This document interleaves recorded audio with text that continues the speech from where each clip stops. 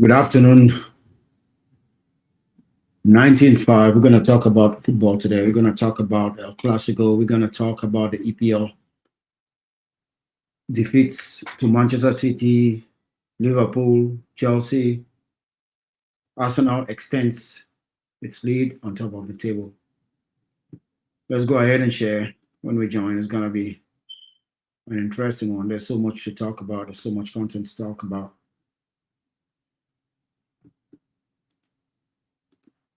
I don't like what this thing does, man. Where is the feed? I'm trying to share the feed. Where's the live feed? The live feed is not actually showing yet on. Am I sharing? Yeah, I'm sharing on YouTube. You are live. I'm sharing on. Okay, let me go to YouTube and share the live feed first. Let me go to YouTube. That El Clasico for me, I think Real Madrid deserved to win us. Barcelona did not do much. So, El Clasico, Real Madrid. Okay. So let me go ahead.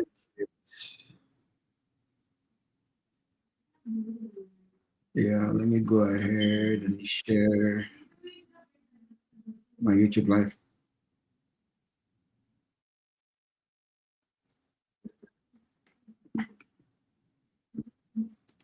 Copy and share.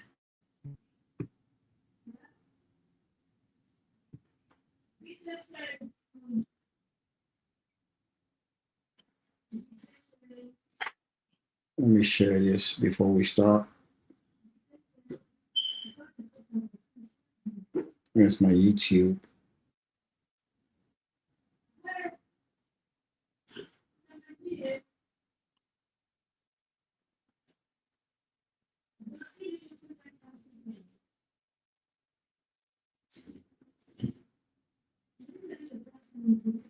Let me share this.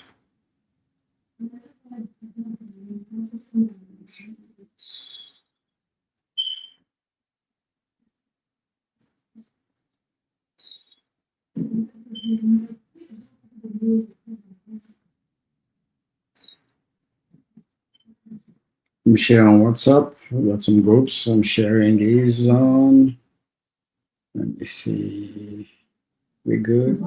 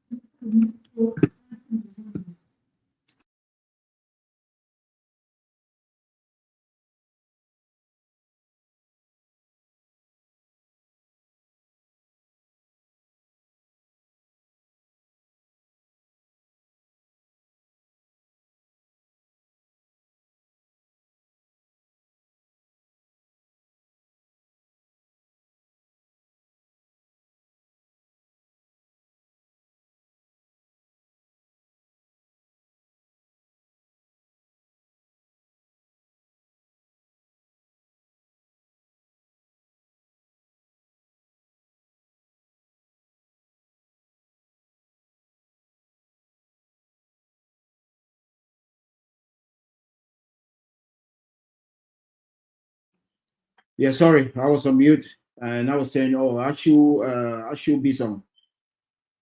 I salute to my brother. No audio. Yeah. I was talking. I just realized that it was no audio. Thanks for that, man. Let me just share this in some groups.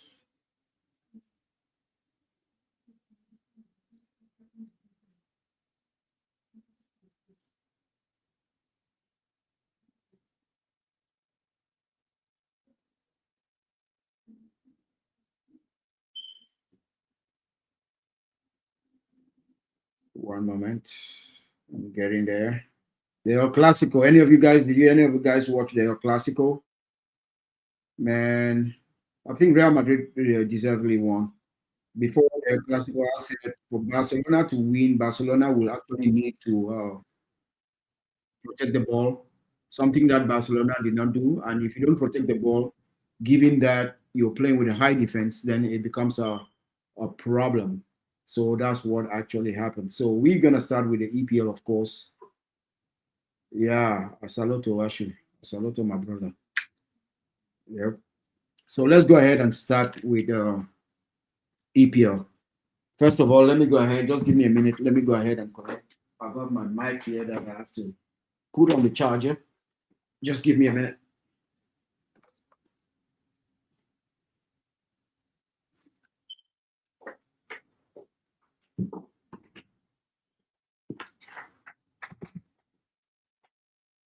So let's first go ahead and read like the results. There was a game on Friday. There was some early game on Friday that was played on Friday. Let me see. Oh my goodness, my phone is actually. Let me see. It froze for a minute. So guys, just comment. I mean, I would like to make this interactive. Any of you guys want to get up and maybe if you're supporting a team, a certain team, and you want to be part of this, you want to go back and forth, we can actually do that. I can send you a link and we talk about, football because I think it was a great weekend. There was some good football and some upsets as well, and that has actually given Arsenal an edge, on top of the table. And there are two unfamiliar teams that are sitting second and third. We see that once in a while. Of course, it's just 9 games at the start of the season, so not many games have been played yet. And in Spain, Eta Young also scored, so we've been seeing some Cameroonians good action for them. They've been scoring, playtime. That's always good. Tottenham also leading Everton at halftime by a score of 2 goals to 0. Van de Ven scored both goals. So that's a game we're going to put an eye on. So let's actually start with the game on Friday. A bit where I talked about Nuno. Nuno actually been Nottingham Forest. For me, it's always going to be a lose situation for both owner of Nottingham Forest and the coach Nuno of now West Ham, because I don't think West Ham was the type of team, given the situation that West Ham was already in. He's going to need time in order to turn things around. So hopefully he actually turns things around. In that game, Aronson scored in the 3rd minute for Leeds, and Rondon actually scored in the 15 minutes, while Fernandez pulled one back for West Ham late in the game in the 90 minutes. So West Ham lost that game. Next games were on Saturday. On Saturday, let me go through the results. On Saturday, we're gonna talk about Chelsea, Sunderland. Of course, we're gonna talk in depth about that game. Newcastle also beat Fulham 2-1, and good enough for Newcastle. When they started the season, there was that Isaac uh, drama. Isaac left. They didn't know what to do, but now they're back. Scoring goals. Fulham is not an easy team. They had that winner late in the game. Another game that we're going to talk in depth about is Manchester United versus Brighton. What a performance from Wemo. Brentford also beat Liverpool by 3 goals to 2. Today, the games for today, the results for the games of today: Bournemouth beat Nottingham Forest by 2 goals to 0. That's what I'm talking about. Nottingham Forest, they keep losing. Arsenal, tough game against Crystal Palace, 1-0. Aston Villa 1-0 against Manchester City. Wolves actually tried, they came back, they fought hard, but Burnley beat them by a score of 3-2. So before we go into the game, let me just read the table here. I know one game is still going on, but Tottenham is actually leading. If the game where Tottenham is leading, if they go ahead to win, they will be on 17 points and sitting third. Arsenal is first with 22. Bournemouth, what a season. They got 18 points after 9 games, just 4 points off Arsenal. Tottenham, 5 points off Arsenal. They're winning their game right now. They halftime. Sunderland, another surprise, 17 points. Then Manchester City, then Manchester United. We've been giving Manchester United lots of stick, but Manchester United, hey, they're 16 points after 9 games. Liverpool sitting 7 below Manchester United, 15 points. Aston Villa is a team that also started slow, but that big win against City, Emery has that number, Pep's number. They won by 1-0. And at the bottom of the table, we have Wolves. Wolves just 2 points. West Ham, 4 points. Nottingham Forest.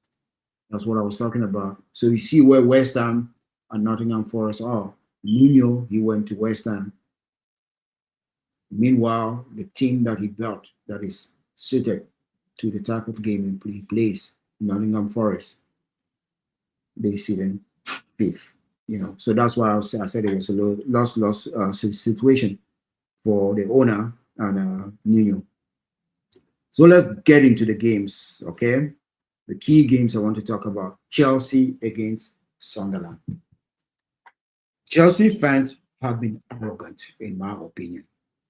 Nicholas Jackson. The game against Sunderland was a game that was perfect for Nicholas Jackson because Chelsea, when you saw them play, they lacked that focal point at the striker, center forward. And that's where Nicholas Jackson actually excelled. We know he missed a lot of goals, but when you look at the top teams that are vying, let's say for the league, they have good enough bench. Chelsea does not have. Delap is injured. Gui, he played, but he was lightweight. Pedro, he's not scoring. I think he has 2 goals. Pedro was explosive, in the FIFA World Cup. But I told a lot of Chelsea fans that the FIFA Club World Cup, that's not the EPL. Now, we're back in the EPL where he played just behind the striker. Chelsea played in a 4-2-3-1, and he was there as the number 10, as the playmaker. Freedom to roll. That's normally where Cole Palmer, but Cole Palmer is injured, so that's where he actually played. Okay. So the game, Garnacho actually scored an early one for Chelsea, and it was at the bridge. But Isidore came back and scored on the 22nd minute. Then you had that counter-attacking football by Talbi to score in the 90th minute, Chelsea was a team that coming into this season, a lot of people were saying they're going to be one of those also vying, for the EPL title. I mean, based on what they actually did, in the FIFA Club World Cup. But again, I repeat, it's a FIFA Club World Cup. And when you look at Chelsea as a team, they got the talent, but that team doesn't have the experience. Look at the way Xhaka bossed them in the midfield. That's the old Xhaka. He had a great game. He had an opportunity where he could have also scored. So I think Chelsea actually, they need to do better. Okay, they need to do better. Hopefully, Delap, Cole, Palmer, those players can come back. But when you look at the team, I don't think this team is structured yet to actually win. They need some pieces. They need some extra pieces in order to make an impact in the EPL. Another team that lost on Saturday was Liverpool. Now, let's talk a little bit about Liverpool. Liverpool was unable to defend the throw-in that led to the first goal by Ouattara. What a goal. When the ball is actually thrown in, the defense on Liverpool does not anticipate the flick, you know, of the Brentford player. So they go to sleep, and then they cannot defend the second ball. That's when Ouattara actually scores, acrobatic, and that is what we've been talking about this Liverpool team. One thing that people don't understand is that Trent and Alexander Arnold, that is now at Real Madrid, was a very, very essential player for Liverpool because he played on that right hand side with Mo Salah, and he gave lots of direct balls to Mo Salah. So before the defense actually settles, Mo Salah had one-on-one opportunities. This season, we are not seeing that. On the left-hand side, where Robertson played, now I know it's Kirkett. Of course, he scored, that goal just before halftime. That should have given momentum to Liverpool. There are about 5 or 6 moving pieces. Diaz also left, you know. So these are things that will actually take time. I think Liverpool, maybe next year, you know, then we shall see the ideas that Slot has moving forward. Yes, we do understand that he won the EPL last season, but that was a club team. Now he's rebuilding. He's rebuilt. He's bought a lot of these, offensive players. Verts, we talk every day about Verts. He had a terrible game. Of course, midweek he had a good game in the Champions League, 2 assists. But against uh, uh, uh, uh, Brentford, he had a terrible game. Nothing going for them. So I talked about the defense, unable to defend. Then Shade, of course, scored that second goal on the 45th minute. Look at what Henderson is actually doing for Sunderland, for Brentford. There was that pass from the midfield. I mean, Liverpool was wide open. Defensively, they were not. There was that pass from Mikel to pick up Shade, who actually ran off the back of Konate. That was a great pass. Great goal for 2-0. But as I said earlier, Kerkes was able to come back and score. This was a player last season. He actually was comfortable on playing. Did he come from Bournemouth or Brentford? But he was very comfortable. But he's come now to a new team, and there's pressure. He wants to prove himself. I'm not saying he's a bad player, but it will take time because most of the trouble that Van Dijk had was Van Dijk not comfortable going into the channels and defend. Look at that penalty caused by Van Dijk. Again, the defense. So Liverpool is just conceding too many goals. And when you concede too many goals, it means you have to score many goals. And now, although they have that offensive power, but the offense is not actually clicking because Sunderland did, I'm saying Sunderland, Brentford did a great job. And they deserve to win. Now, let's talk a little bit about Mo Salah. The disrespect Mo Salah is getting, I don't see why he's getting that disrespect. We know Mo Salah. Of course, Mo Salah has not been playing according to his standards for reasons I've just explained, and maybe he's getting slow. But look at the goal he scored. Look at the goal he scored. So it will be on Slot to actually decide, who plays because he has so much option in offense, so many options in offense. But I think the team does not have the right balance, especially defensively. They're poor. Gravenberg did not play also this game in that holding midfielder position, and Liverpool was actually dominated. So this is the 4th defeat in the EPL. Last year when they won the league, they lost only 4 times. I think they've conceded they just conceded 3. So they've conceded double digits already when it comes to goal. So it's going to be tough. It's going to be tough because Liverpool, I don't think, is a team that can actually chase from behind. I think making a push for the EPL this year is not viable for a team like Liverpool. Let's talk about Manchester United finally getting back-to-back wins. That game against Brighton. I highlighted that game against Brighton because of Baleba. We know during the summer, Baleba rumors going to Manchester United. It did not happen. That seemed to have unsettled him. However, that's not only what unsettled Baleba. Baleba did not have a full preseason because of a knee injury that he incurred. So it's not only limited to the rumors moving to Manchester United. And what his coach has actually done this year, what I'm monitoring is that his minutes has been limited. He's played somewhere around 55 to 60 minutes a game this season. And we saw against Manchester United, he was pulled out around 65 minutes, 70 minutes. He was actually pulled out when Manchester United was actually leading, you know. But the first goal of Manchester United, because one thing I've noticed about Brentford is that they're not protecting the ball. They want to play from the back, but you have to protect the ball. When you give away the ball, especially in your own half, against teams like Manchester United, you give them a free look, a free shot on goal. Cunha has been working hard. And when players like Cunha work hard, keep working hard, they will be rewarded. He was rewarded, rightfully so. He also was man of the match, although I would have preferred Wemo to be man of the match. But he did some good work centrally, and he scored that first goal that relieved of Manchester United. You know, Manchester United was able to go 2 up with Casemiro again, spills, you know.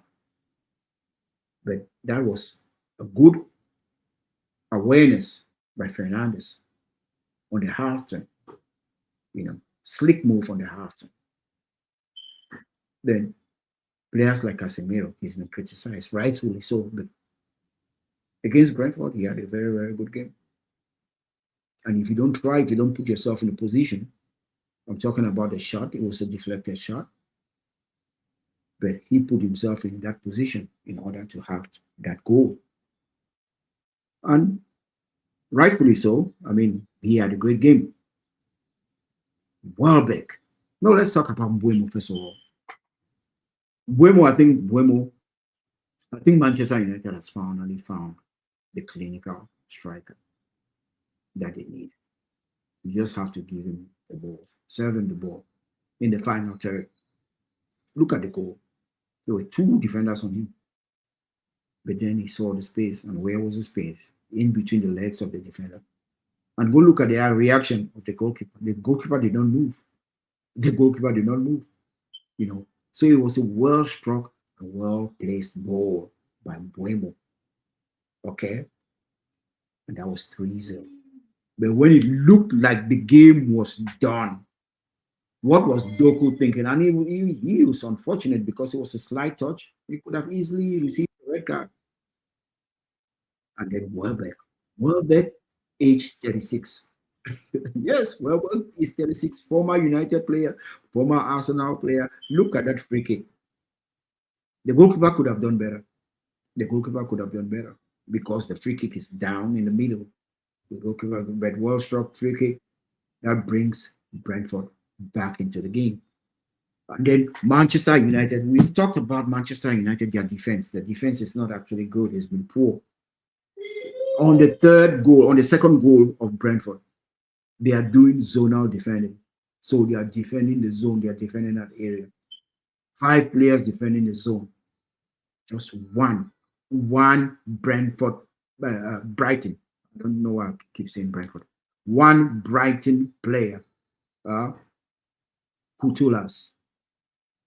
He gets in and heads heads in the ball for 3-2. You know, those are the things Manchester United actually need to resolve. If you're taking in easy goals, it's gonna be tough. It's gonna be tough for you. But then we see Mbuemo. We see the dummy by Fernandes, realizing that Mbuemo is behind him, and the defense is not actually set for Brentford.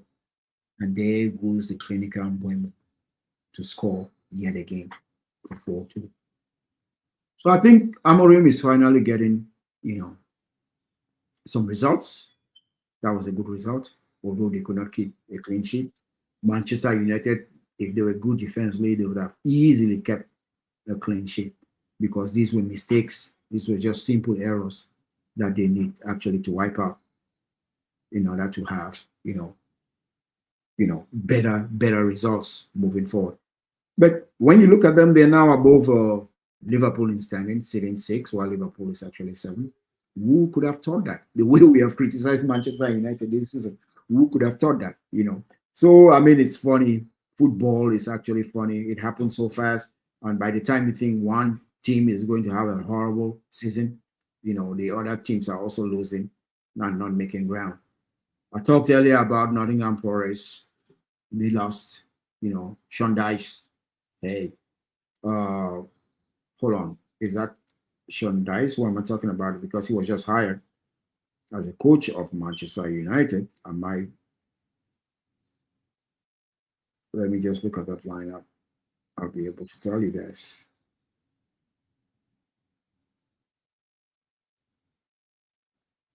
Confirm lineup, but I should be able to see that. Hold on.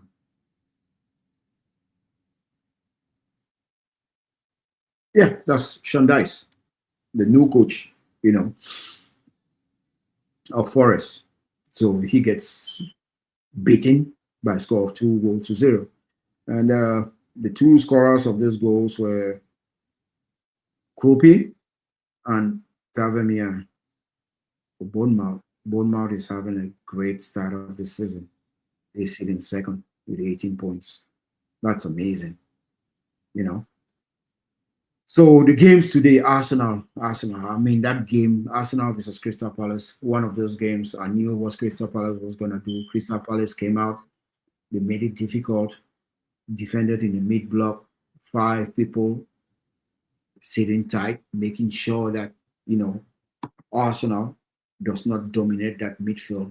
And quite a long time, it was just like sideways passes going behind. I mean, the pressure by Crystal Palace was just great mid block, also crowding Saka. There was one point in the first half, let's say 90 minutes in the first half, you see like 3 players immediately on Saka. And because they were playing that tight, close together, it was easy for them, to move from one player in their numbers and bring pressure to Arsenal, you know. But that cheap free kick, when you give away free kicks, especially against Arsenal, and guess who scores? Eze. Eze scored in the same fixture last year when he was playing for Crystal Palace. Fast forward this year, now an Arsenal player, he scores in the same fixture. And it's just like he was just sitting, at the edge of the box. And then he has that acrobatic kick that scores the only goal, you know, of the game. It was not a good, I mean, tactically, yes, but it was not an easy watch, you know. Then Manchester City, yet again, they lost. Aston Villa, I mean, I was impressed, Aston Villa, because Aston Villa started this season not as they wanted to.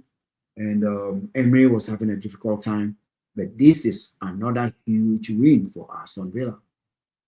Last time when they beat Newcastle, I thought that was a big win for them. Wait, did they beat Newcastle? I think Newcastle beat them.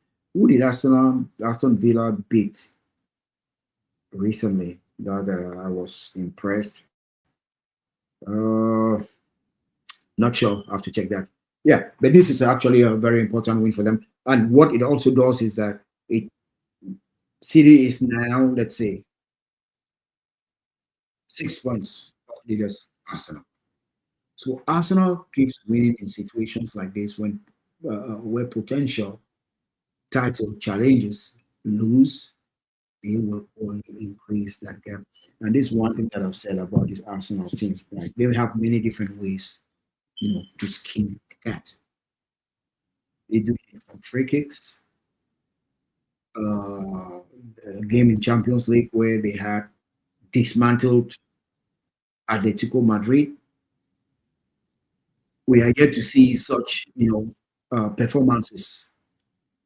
Let's say in the EPL, it's been a lot of, especially the game that they won against Newcastle. It's not been beautiful. It's not been, passing balls over here, outrunning the opponents. They have just been very, very effective. And that's how Arsenal is actually playing. They just very, very effective. And that's why, in my opinion, from day one, when I looked at the squad, when I looked at the way they had strengthened, I said this. I said, this league is going to be Arsenal's, and I'll keep saying that it will be Arsenal. And if teams like Liverpool and Manchester City are not playing up to their strength, are not playing up to their strength, then I think Arsenal is just going to run away with this one. You know, let's go ahead and talk a little bit about the Clasico for those who watch. Real Madrid versus Barcelona. I said this before the game. Both teams were not consistent, although they are first and second in the league. I talked about the loss of Real Madrid against Atletico Madrid in that city derby. I talked about Sevilla beating Barcelona mercilessly by a goal of 4 goals, by a score of 4 goals to 1. I talked about Barcelona's poor defensive record, also Real Madrid poor defensive records. The one thing I said is that Barcelona must protect the ball. Real Madrid, if you give them free looks on goal, as Barcelona actually did today, they will punish you. One thing also about La Liga, I don't like talking about refs, but we also saw that today. VAR calling the ref to come and, you know, it's more like they really refrain the game. That penalty in the second half that was awarded, unfortunately for Mbappe, he actually missed the penalty. That should never be a penalty. That should never be a penalty, you know. But let's talk about the game. The penalty was given to Real Madrid in the first half, and when it went to VAR, we saw that Vinicius actually kicked. Was it Lamine Yamal? Yeah, kicked Lamine Yamal. So that was overturned, rightfully overturned. Minutes after that, it was Kylian Mbappe. Real Madrid actually, Barcelona actually lost the ball, and it was Kylian Mbappe having a free shot on goal. He scored.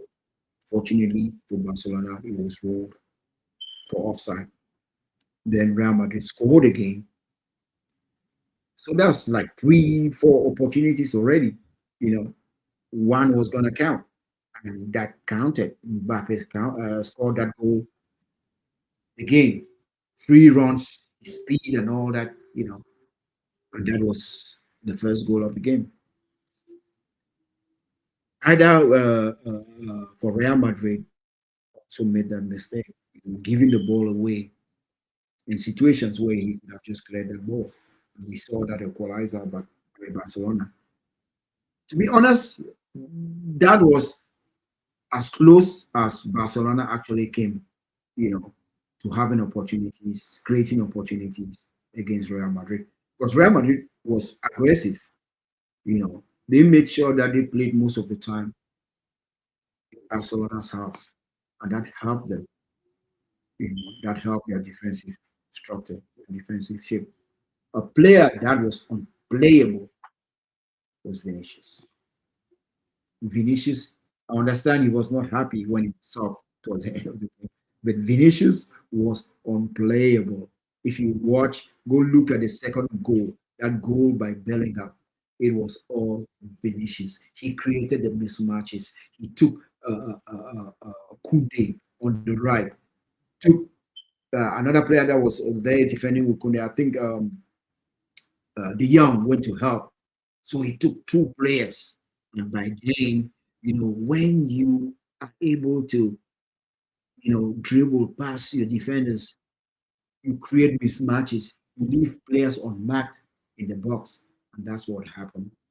Jude Bellingham had that free shot, to score for 2-1. So I do understand Vinicius was not happy. He came out halftime. I mean, he came out in the 72nd minute. He was replaced. He was not happy. But hey, the coach knew what he was doing. Tired legs. We needed some more defensive structure. Barcelona was defending, dominating the ball. So Real Madrid had to fall in a low block and make things very difficult for Barcelona. and that's why Barcelona could not basically come back.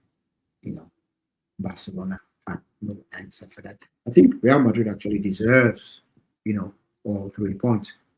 It's a game where I think Barcelona was without their coach. You received a straight red card from last game, and there were some key players that were actually missing. So I knew it was always going to be a stretch to Barcelona. The kudos for Real Madrid. You know, on another note, Young, the Cameroonian Levante striker, also scored. That is his sixth goal in La Liga. Before he went to Levante at Villarreal, he had scored one goal. So maybe some sites will be reporting 5 goals, but overall he has 6 goals in La Liga. So I mean that was a breakdown. That was my recap. For football this weekend, the EPL, La Liga, and also I did not watch that game because there were other games going on. But Napoli, yes, in Italy, Napoli won a big one against Inter Milan by a score of 3 goals to 1. Zamboanguissa also scored in that game. You know, so I just hope you guys are having a wonderful day.